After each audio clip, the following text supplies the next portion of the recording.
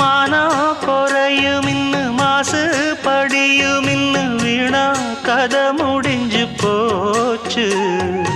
ஈசான மூலையில லேசான பள்ளி சத்தம் மாமன் பேர சொல்லி பேசுது.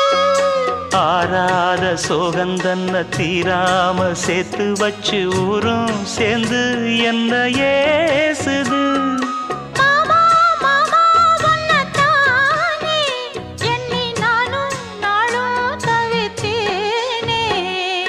கூண்டுக்குள்ள என்ன வச்சு கூடி நின்ன ஊற விட்டு கூண்டுக்குள்ள போனதென்ன கோலக்கிளியே.